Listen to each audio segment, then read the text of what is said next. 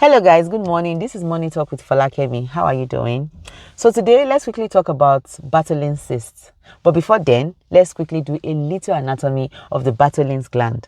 So the Batholins gland is located at the entrance of the vagina on each side of your vagina at the 5 o'clock and 7 o'clock position of the vagina. And what I meant by that is when you look very well, these two dots here are the Batholins gland, and this is like 7 o'clock and this is 5 o'clock position on the clock, right?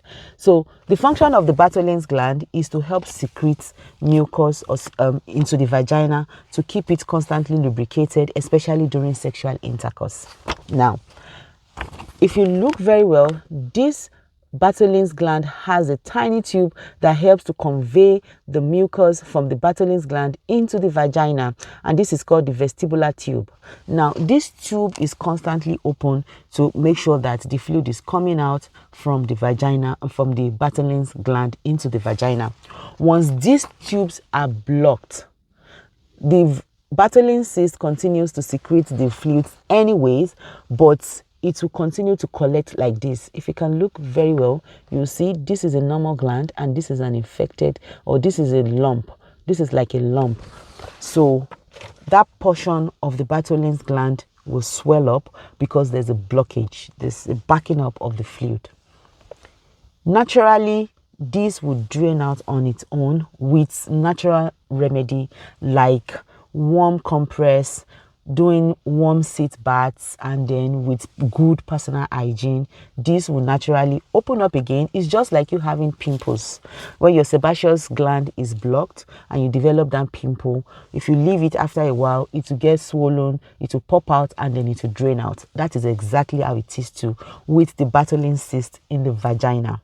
Now, this same cyst can get infected with bacteria called E. coli.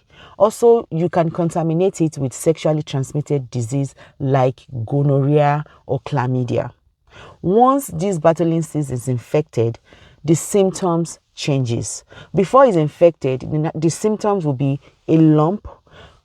And when there's a lump, you will feel the lump when you're walking around or when you're sitting down. It's just like you sitting down on a sherry. You know how comfortable that can be, But when this cyst is infected, that just little lump becomes very painful. The area is red. You start developing signs and symptoms of infection like general malaise, your temperature goes up, you feel unwell, and you have to go see the doctor. When it gets to that level, it is been infected because the normal fluid in that little cyst has become infected and it has turned from normal fluid into abscess. Now, the abscess has to leave your body. If not, it will continue to get painful and it can continue to grow into something else. Now, you have to go see your gynecologist. Your gynecologist will assess you. Number one, give you pain medication to relieve you of the pain, because it can really be uncomfortable. I can tell you that. I'm a perioperative nurse and I know how painful Batholins cyst patients used to cry. It's very painful when it's infected. So they will give you a pain medication to subdue the pain, and then they start you on antibiotics immediately. And after that, they have to go into the Batholins cyst to assess it, open it up. They put a little incision into it to drain it out. And most of the time, the drainage is always like purulent in color, greenish in color, very offensive, very smelly, very uncomfortable. But once that is drained out, the gynecologist might leave a little bit of, pipe. It's not really like a pipe, it's like a tube in there, just to make sure that whatever collection is coming out keeps going out and that there is no blockage again. And after 2 days or 3 days, you will return back to your gynecologist. They will remove the tube, they'll close it up, and it will be good for the rest of your years. However, there are things you can do to actually prevent yourself from developing abscess with your Batholins cyst, like I earlier mentioned. Good personal hygiene, warm seat bath, and then you continue to monitor it. When you are doing that at home, you also have to alert your gynecologist or your nurse practitioner, and they will tell you what to do when it's not draining properly, or if the lump is not relieving you. You have to go see them. That is what it is with Batholins cysts. Now, most people just get unnecessarily afraid because they think it's cancer.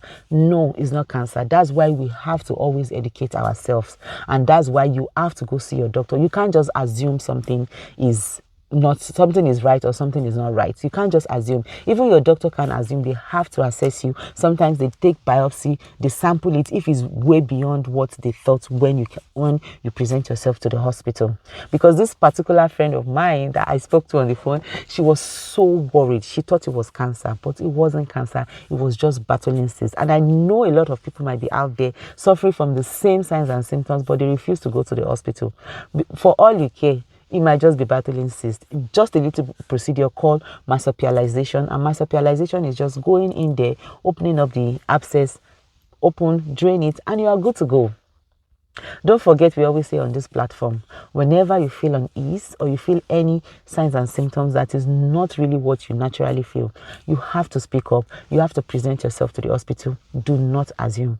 Knowledge is power. And remember, if you don't take care of yourself, who will?